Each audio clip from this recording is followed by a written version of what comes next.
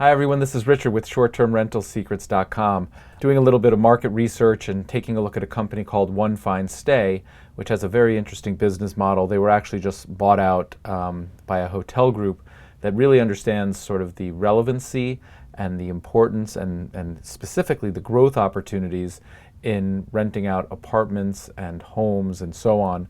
And so Accor, ACCOR Hotels, bought out Onefinestay specifically because they view the short-term rental market as an accessory and or competition, or in their case they're embracing it, and they tend to focus on the higher end. But I think we can always learn and study sort of like the best of breed and see what's working on the higher end and take some of that same learning and lessons and apply it to what it is that we're doing. So here I am on the Onefinestay site. I've visited it before. You can see they have half a dozen cities that they're currently located in: London, Los Angeles, Paris, Miami, Rome, and New York. Since I'm most familiar with New York, we're going to take a look at some of the listings here. And it's a slightly different layout than Airbnb and VRBO, although the navigation is nice and clean and very similar to Airbnb. I'm going to try and pick a place that is reasonably priced so that it's most relevant to the average user. And so like this place here in Brooklyn for $345 a night looks like it's a reasonable representation of an average Airbnb home in the area. And the first thing I'm going to do is click on the photos. They actually use a professional photographer, and that's what you want to study. If you're taking a look at your listing and want to increase the quality of your photography, what better place to look than a listing of a similar property with a professional photographer. So a couple things I want to highlight here. You can see how clean it is. Somebody's gone through and actually made sure that everything is clean and neat and orderly. And only because I know Onefinestay, I'll point out that this towel here and the fruit and this water glass over here and the book that's open, that's what's called staging. That's intentional. That's not by accident. And so if you photographed your place, there might be stuff, laying around and sort of like forgotten about, and that would show up in the photos. In this particular case, I know for a fact the photographers, the professional photographers at Onefinestay will come in, their cleaning crew will come in and they will clean everything up, they'll put things away, and then they'll intentionally make the space look a little lived in, like this throw off the corner of the couch here. That's not an accident, that's by design. They probably moved that throw half a dozen times and took a look at it to make sure it looks great. But the point is, when you look at this home shot, the first shot, it's nice and bright, it's clean, it's neat, it's orderly, it's inviting.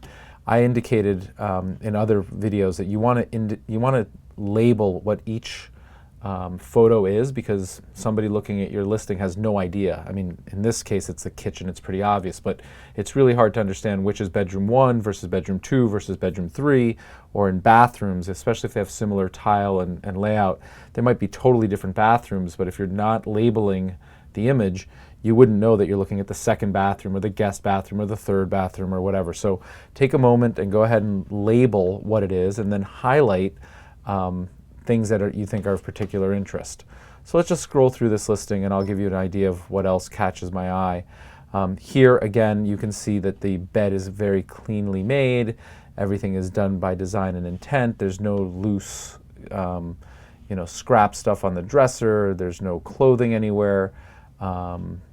They've turned this light on to highlight this little artistic dinosaur or whatever. Again, it just shows to somebody looking at this that it's very clean and well maintained. Now they've highlighted it a little bit more. Let's just keep going. This is still the master bedroom, and the only way I know that is because it's labeled, and they've also indicated the size of the bed, which I think is really helpful.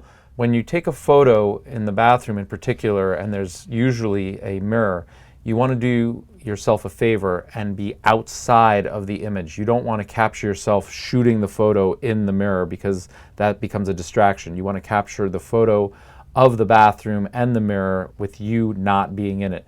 You may have to move around, you may have to try a few different angles, you might have to get creative, you might even have to use a tripod. Whatever it is, look how clean and beautiful this bathroom looks, and it would be completely different if there was, some stranger standing there with a beard and, disheveled hair like my own.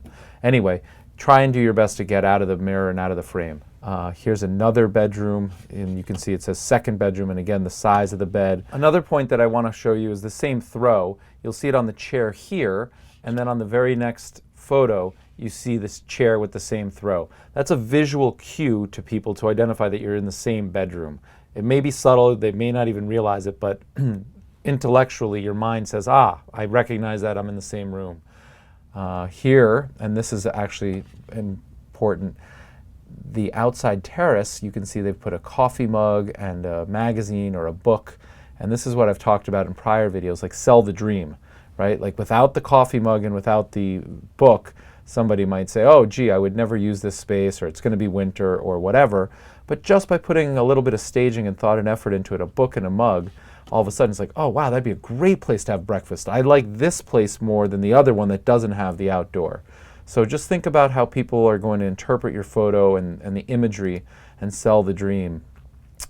Let's keep going. And this, I think, Onefinestay does really well. I've encouraged followers of mine to do this, and I do this in all my listings.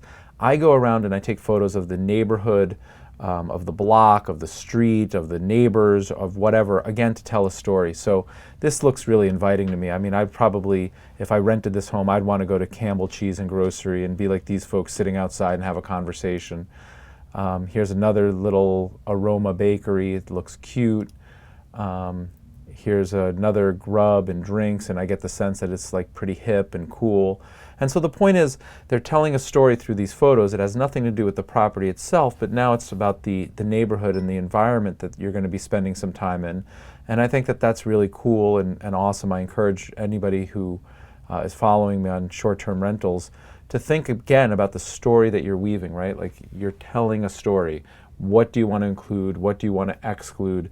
You never want to lie or exaggerate.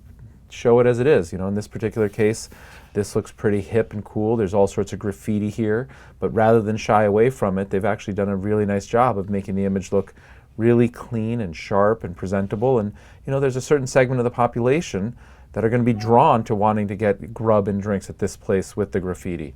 And that's what you want, right? You want to attract your tribe, as Seth Godin says.